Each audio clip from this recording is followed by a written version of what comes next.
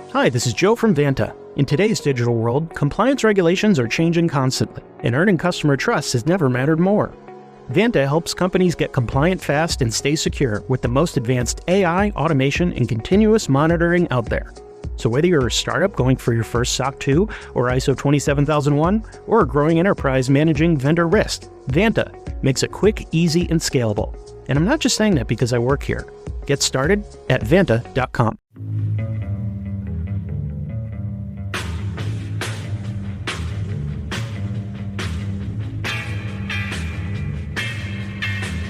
This is the Roger Stone Show, presented by Colonial Metals Group. A man who's gone through hell, but he's kept going, and he's smart, and he's strong, and people love him. Not everybody, but people love him and respect him. Roger Stone. Now, here's Roger Stone. Welcome. You're back in the Roger Stone Show, and as I have promised at the very, very end of the show, I'm going to reveal my mother's special recipe for eggplant parmigiana. So if you want to get your pen and paper now, we're going to do that much later. But right now, we are joined by Stephen Moore. Stephen Moore is an economist and author recognized for his advocacy of supply-side economics and free market policies. He was a founder of the Club for Growth in 1999. In more recent years, Steve Moore co-founded the Committee to Unleash Prosperity.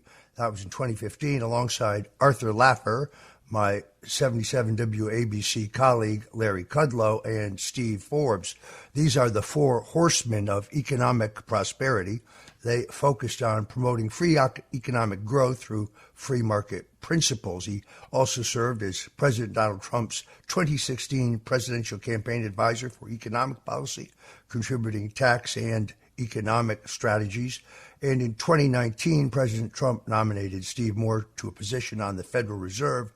However, Steve Moore withdrew from consideration when bipartisan opposition didn't want a free thinker on the Federal Reserve. Steve, thank you very much for changing your schedule to accommodate us today. Hey, Roger, great to be with you. And I know you were with Donald Trump before any of us were, so I've always admired that about you. I didn't meet him until early 2016, right when his candidacy was going forward, and you had met him many years before that, and really were one of the first people who made this all happen. So thank you.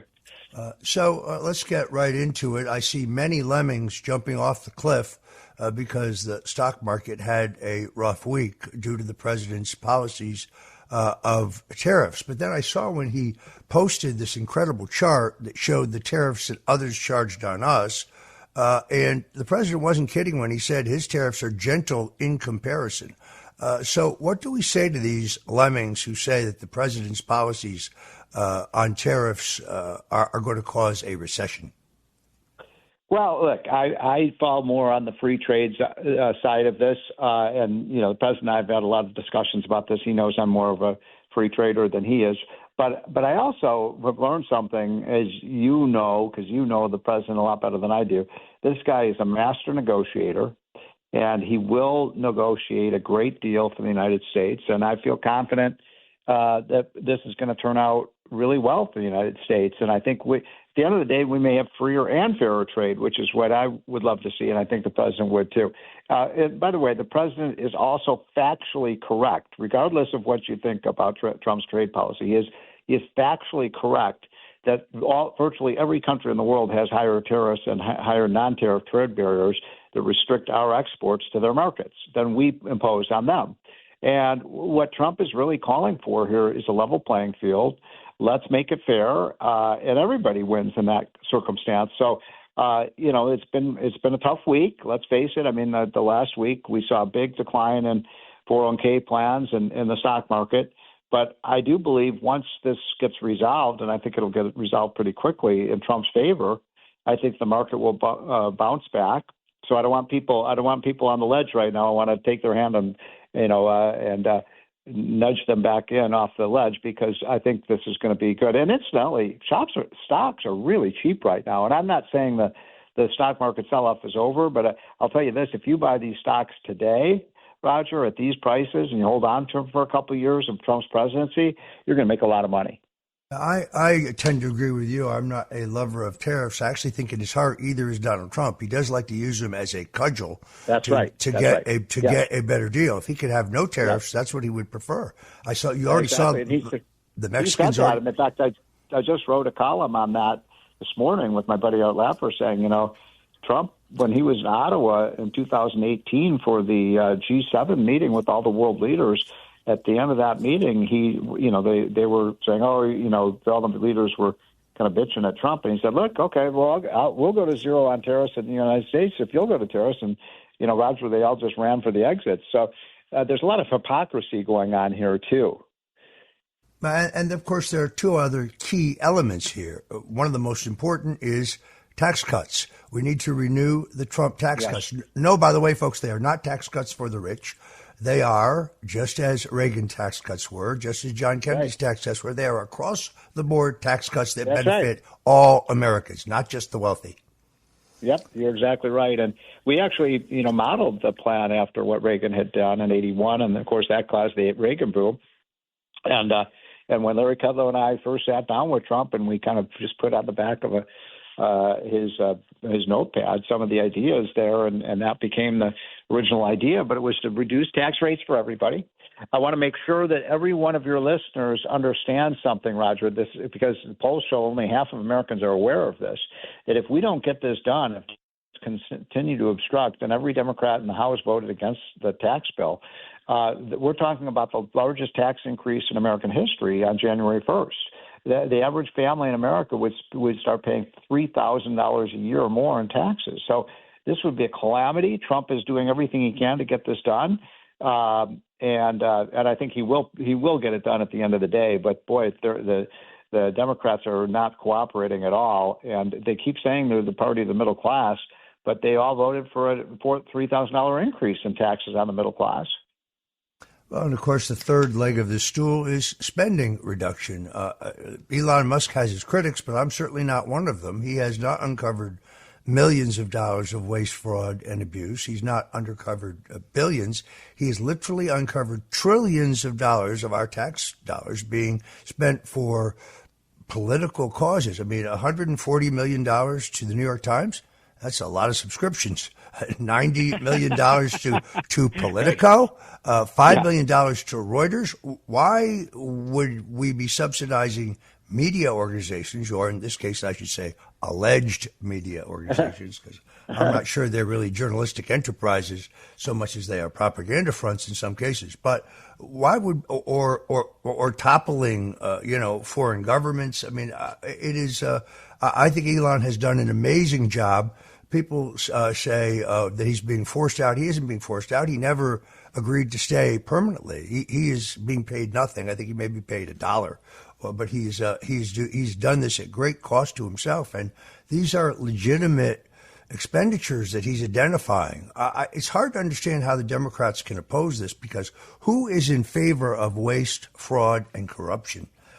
Steve, we've got about a minute to go here, but when we come back, I want to ask you the question that I think is on a lot of people's minds, and that is, in the short term, what can Americans expect as far as price fluctuations in their regular shopping routines? I went and got a dozen eggs this morning. I remember the last month of Biden's presidency, they $8 a dozen.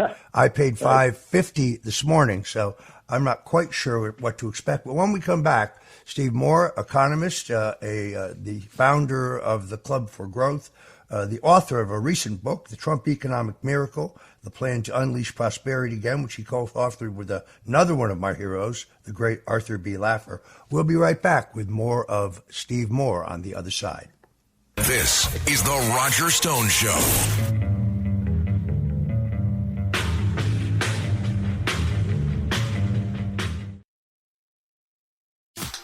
Smart Water Alkaline with antioxidant. 9.5 plus pH, now in cans. Refreshing. Made for every way you move. Should I run a marathon?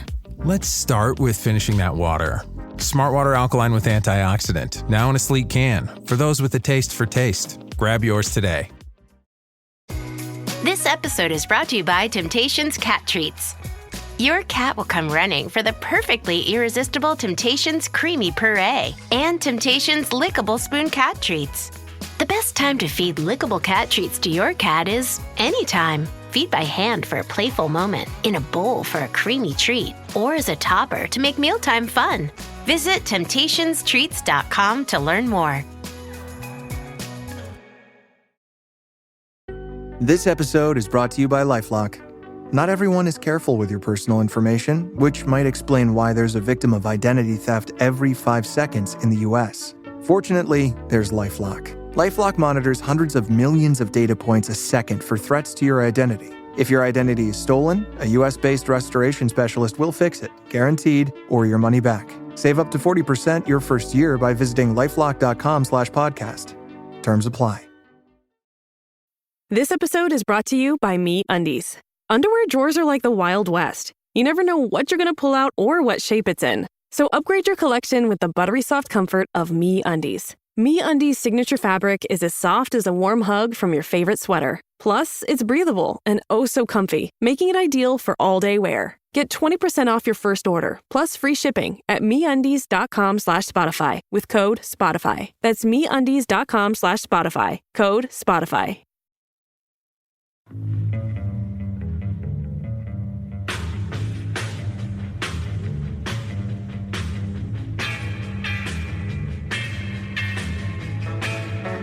Richard Nixon, Ronald Reagan, George W. Bush, and Donald Trump. They went after a guy named Roger Stone, who's sitting in the office. And I'll say this in front of Roger, he's no baby. And right now, he's cleaner than anybody in this place. No, they treated him very unfairly. All of these presidents relied on one man to secure their seat in the Oval Office. That man is Roger Stone. Roger Stone. This is the Roger Stone Show, presented by Colonial Metals Group. Now, here's Roger Stone.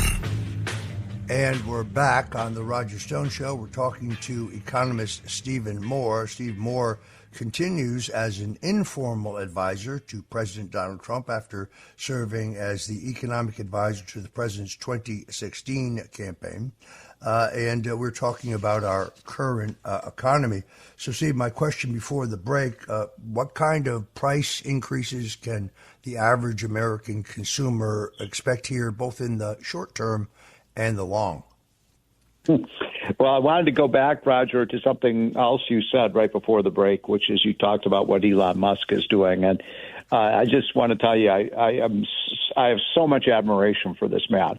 And I think he is a patriot. And I would urge all your listeners, if you haven't watched the interview that Elon Musk had about a week ago with Brett Baer, with 6 or 7 of his other executives who've helped run that Department of Government Efficiency, you got to watch that, because it is incredible what these guys are doing in terms of, and these are top experts. They're volunteering their time. They are some of the smartest people you'll ever meet. They're creating great companies, and they're taking time off of their companies at no pay to do their patriotic duty to find, as you just described, hundreds of billions of dollars of waste in our government. And for that, they are treated like villains. It is the most bizarre things, Roger, you and I have both been in politics a long time. I've never seen anything like this. They should be treated like war heroes, and the left is spray painting the Teslas. They are acting like Elon Musk is some kind of a villain. I really do not understand the left's mentality. I mean, even if you – and look, I'm a libertarian. I believe in very limited government. But I have many friends who are bleeding heart, good friends of mine, bleeding hearts, and they believe government can do good things for people. But even if you believe that, you should be against government waste and inefficiency and fraud and criminal activity. And I just don't understand it, Roger. I mean, maybe you can explain it, but it's bizarre to me. No, I completely agree with you. USAID had a noble purpose when John F. Kennedy brought it into existence through an executive order. It was to help emerging nations in this hemisphere who are fighting communism, a legitimate and important initiative. Much easier to talk to people with a full belly than people who are starving. But it has morphed into a slush fund for the political establishment, and these are our tax dollars. $150 million to Brown University? Really? Really? Yeah, Unbelievable. All right, yeah. so let's go to the question So about on the prices. Yeah, so on inflation, first of all, I mean, the best judge of the future is the past. Donald Trump was president for 4 years, and in his 4 years in office, the inflation rate was 1.95% per year, which is actually slightly below the Fed target for where they want, prices to rise at a kind of moderate 2% level each year just to keep up with the increase in production. And so Trump gave us very low inflation in his first term. I believe he will bring in prices down because everything he's doing, with the exception of tariffs. Now, tariffs may raise prices a little bit, but everything else he's doing, the deregulation, what I just talked about, the DOGE idea of saving hundreds of billions of dollars in terms of increased productivity of our government, the fact that he wants to produce more oil and gas, which will drive prices down at the pump, which is already happening. Everything Trump is doing is pro-business, pro-production. One of the reasons, by the way, Roger, that they call people like Arthur Laffer and Larry Kudlow and Steve Forbes and I supply-siders is we believe the best thing government can do to help the society is increase the productive capacity of the nation. And Trump, of course, believes that as well. The more you produce, and let me put it very simply, because even people at the Federal Reserve Board don't understand this. It's a very simple concept. Roger, if the production of apples goes up, what happens to the price of apples? The price of apples goes up. If the production goes up, the price goes down, right? And so a lot of these people just don't understand this. Trump gets it. He will keep inflation well below the targeted level, and I think we'll see gas prices well below $2.50 a gallon. Yeah, I misunderstood your question, but yes, I sorry. Yeah, I framed it wrongly. The more apples, the lower the price. The fewer the apples, the higher the price. Yes. Right. So do you think this recent drop in the stock market will cause investors to make a major move into treasuries? I'm sorry, say that again? Do you think the recent drop in the stock market will cause investors to make a major move into treasury bonds? I think right now, just because of the unknown factor about what's going to happen with these tariffs, I think people run to safety, and so there's been an increase in the number of people buy gold. Gold price has risen. People will invest more in cryptocurrencies and that kind of thing. But this is a rough patch right now. Look, I've lost a lot of money in the stock market. Probably a lot of people listening to the show have lost money. What I'm here to tell you is, this is a temporary adjustment that's being made, and Trump will win because you've been around him. This guy's a winner, and when he wins, the kind of panic is going to be over.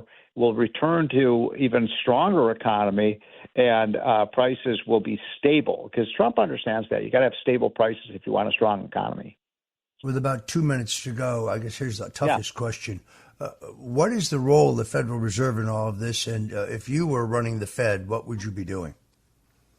Every time I see Donald Trump, and I laugh, I say, Mr. President, one of the biggest mistakes you made is your first term. And he nods his head and he says, yeah, Steve, it was Jerome Powell, wasn't it? And I say, yes, you should not have appointed him. Jerome Powell has been a disaster. He thinks he's the king. He thinks he's the president.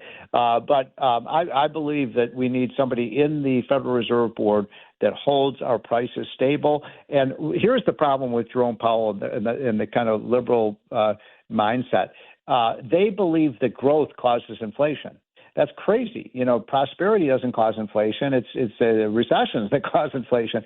And so we need to get somebody in the Fed. And by the way, his term is up in 1 year, as you know, less than 1 year. And Trump, if he doesn't replace him before that, is going to put somebody, how about Larry Kudlow, or how about Steve Forbes or Art Laffer running the Fed? Somebody who knows how the economy works.